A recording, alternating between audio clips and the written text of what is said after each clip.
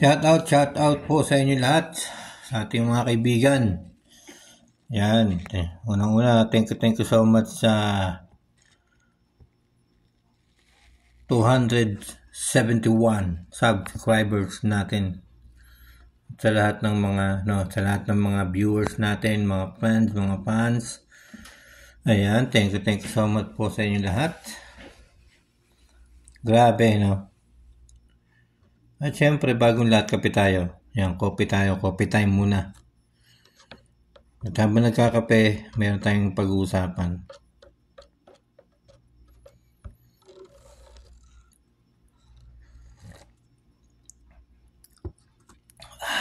Ito ay para sa para sa birthday ng anak niya, no?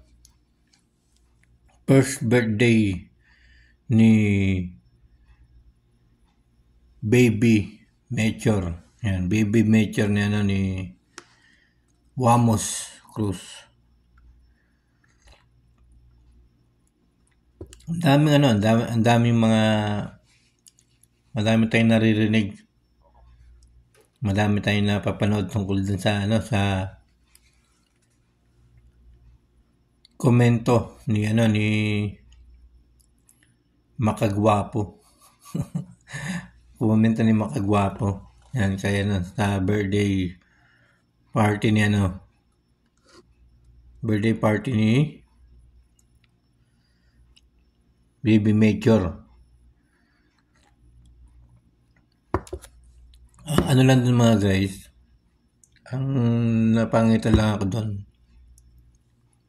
Kasi bakit pa pinapakilaman, di ba? Bakit pa pinapakilaman yung mga ganong bagay, di ba? Mga ganong event. Siyempre, yan ang gusto ng magulang, di ba?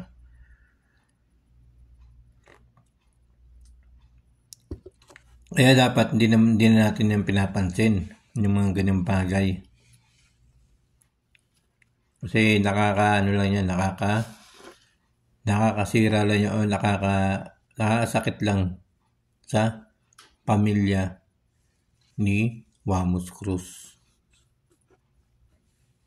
Siyempre, parang privacy nila yun, na kung ano yung kagustuhan nila, yun yung masusunod, kasi sila may kagustuhan nun na maging ganun yung party, di ba?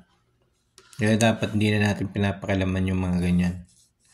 Dapat hindi na natin pinapakilaman, kasi tulad ng napanood ko yung ginawang video ni Wamos Cruz, talagang nung napanood niya yun, talagang nasaktan siya doon. Kaya nakapag-react siya kay Makagwapo sa kanyang ginawa. Si Makagwapo ay si Mert Gray. Yan. Diba mga guys, dapat hindi na yun inaano sa social media. Yung mga ganung bagay. Kunyari, meron kayong komento, may comment kayo. Kasi hindi maalis kay Wamos Cruz na masaktan siya. Anak niya yun di ba? Anak ni Wamos yun. Anak ni Wamos Cruz yun, kaya nasasaktan siya sa mga naririnig. Lalong-lalo na, di ba?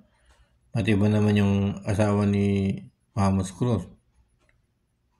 Papakilaman yung mga yung pagsayaw-sayaw niya.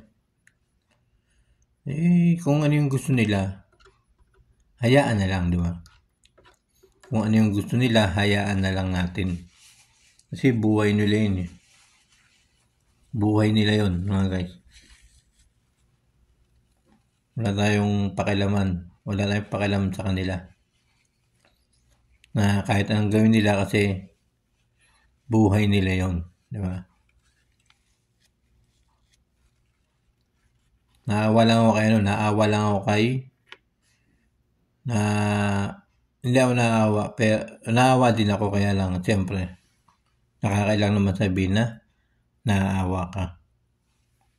Pangit kasi yung dapat yung sasabihin natin nalulungkot tayo kasi ganun yung nangyayari.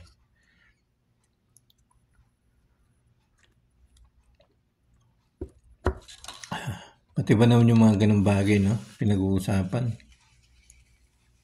Siyempre, pag may mga ganun talaga, lalo na kung viral na vlogger, kilalang vlogger, ay talagang maraming pag-uusapan diyan, maraming magre-reaction, di ba? Siyempre, kilalang vlogger si Wamos Cruz. At saka maraming vlogger doon, ng mga kilalang vlogger na pumunta. Di ba? Palagay ko minsan palagay ko din na kaya naging ganun yung siya, no? Kasi hindi yata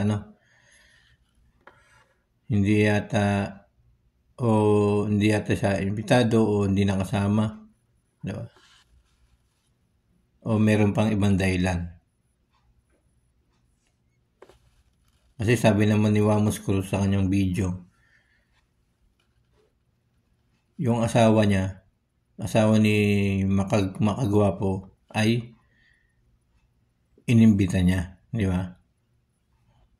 O, automatic na raw yun. Kung inimbita niya yung asawa kung inimbita ni Wamos Cruz yung asawa ni Christian o tawagin nating Makagwapo, iniisip ni Wamos Cruz na automatic na kasama na ron si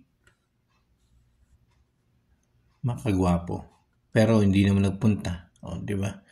Hindi naman nagpunta. Kasi ganun na yun. Kapag inimbita yung asawa na babae, automatic na iisipin ng lahat kasama na yun doon si Makagwapo. Di ba? Hindi nagpunta. Siguro, baka iniisip niya na, baka iniisip ni Makagwapo na tinabla siya o hindi siya inimbita.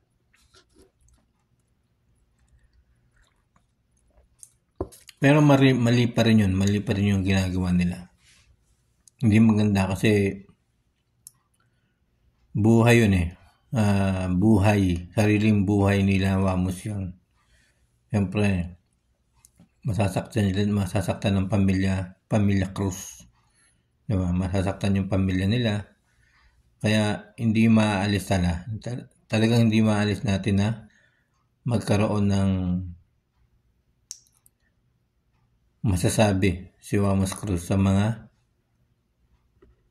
bad komento o sa mga nagre-reaction noon sa children birthday ni Baby Metro.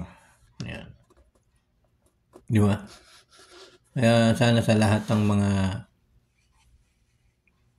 vlogger ng mga malalaki, di ba? Mga viral na, kung merong pagkakataon na magkaroon ng ganito pa rin, yung mga ganyan, yung mga may mga birthday na baby nila nag-birthday, di ba? Dapat ay wag na nating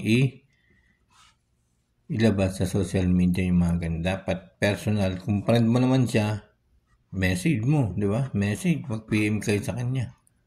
Yun ang dapat natin gawin kasi nakakasira yan sa maliit pa lang si Baby Major pero gano'n na yung nangyayari. Yan. Yun lang po mga kaibigan. Thank you so much po sa inyo lahat. At palambing na rin po sa inyo lahat.